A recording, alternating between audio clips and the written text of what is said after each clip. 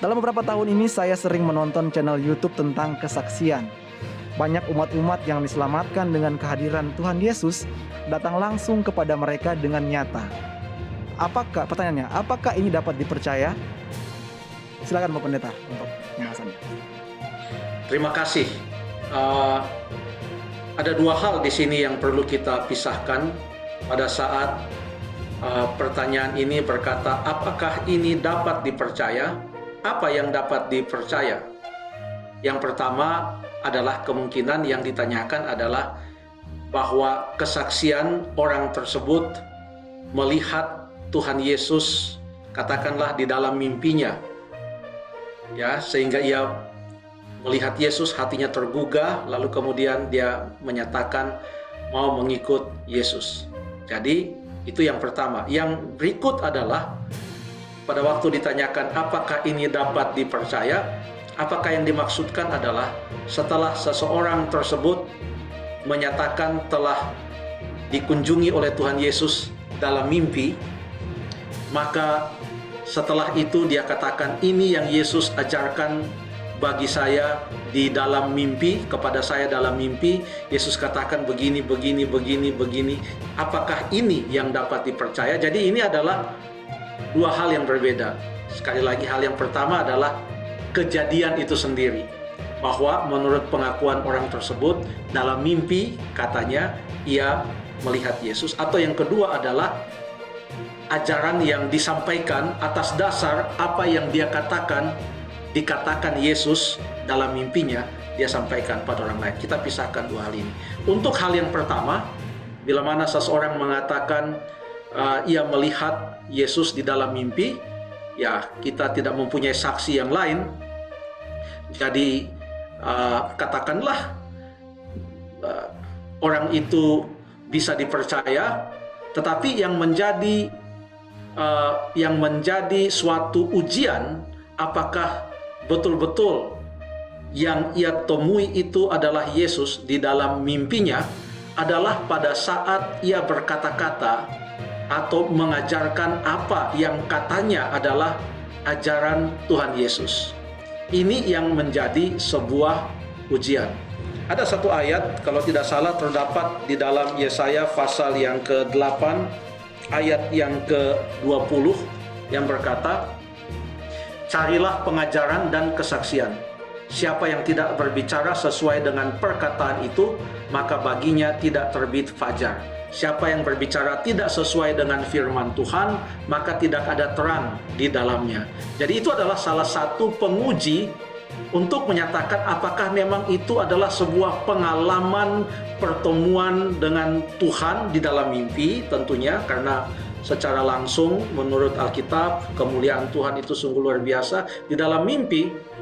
Yang menjadi ujian atau tolok ukur adalah pada waktu orang itu berkata-kata dan mengatakan inilah ajarannya. Kita harus uji semua itu dengan Alkitab. Alkitablah yang merupakan pengujinya. Ada pengalaman dua orang, yang satu bernama Kleopas, yang satu lagi tidak disebutkan namanya. Dalam perjalanan mereka pada hari Minggu petang itu, beberapa jam Yesus sudah bangkit dari antara orang mati pada pagi-pagi benar, dan pada petang hari itu mereka dalam perjalanan menuju ke Emmaus. Dalam perjalanan itu mereka bertemu dengan seseorang dan orang itu berbicara dengan mereka. Tentu kita tahu ceritanya. Kemudian mereka ketahui bahwa ternyata sosok yang berjalan bersama-sama dengan mereka ini adalah Tuhan Yesus. Namun yang menarik bagi saya adalah kesan mereka pada waktu mereka bertemu dengan Tuhan. Pada waktu mereka berbicara dengan Tuhan, ada satu kesan, dan ini disebutkan, dan Tuhan Yesus juga menyebutkan di dalam pertemuan dengan mereka. Saya mau baca itu dari Lukas pasal yang ke-24.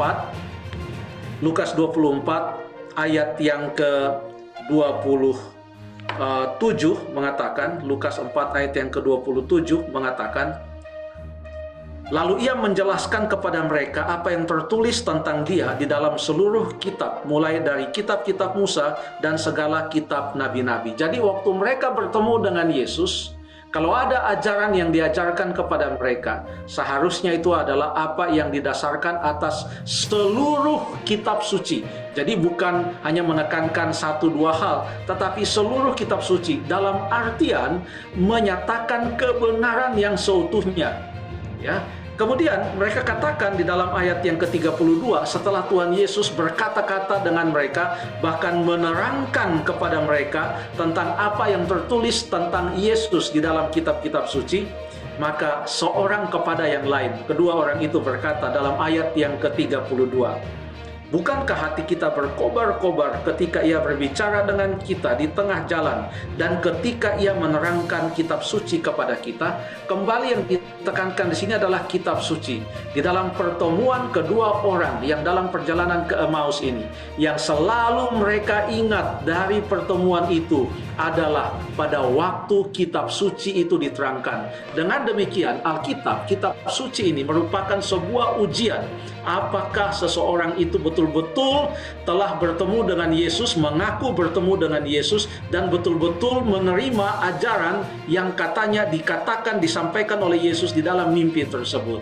Ada satu prinsip yang harus kita pegang di dalam Alkitab, karena kita harus berhati-hati apabila orang datang, yang satu mengatakan saya bertemu dengan Tuhan Yesus dalam mimpi, ia katakan demikian. Yang satu juga mengatakan saya bertemu dengan Tuhan Yesus dalam mimpi, tapi ia katakan bukan yang seperti kamu katakan, dia katakan seperti ini, dan itu bagi kita sulit mana yang akan dipercaya. Jadi firman Tuhan inilah yang merupakan pedoman atau merupakan standarnya. Paulus menanamkan prinsip ini dalam firman Tuhan yang ia katakan di dalam buku Galatia pasal yang pertama ayat yang ke-8 dan ayat yang ke-9.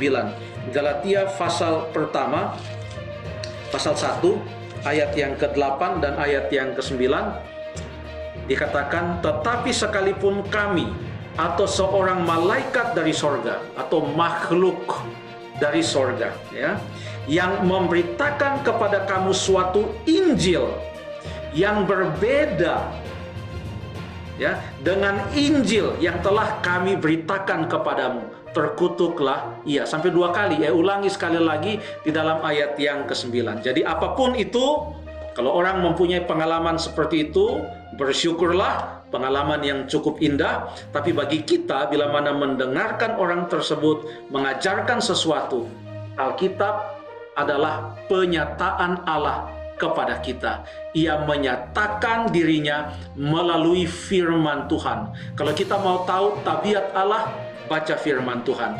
Kalau kita mau tahu pekabaran dari Tuhan, baca firman-Nya. Kalau kita mau tahu apa itu kebenaran, baca firman-Nya. Kalau kita mau tahu apa itu perintah-perintah Tuhan, baca firman-Nya. Ini adalah merupakan tolok ukur, standar kebenaran. Terima kasih.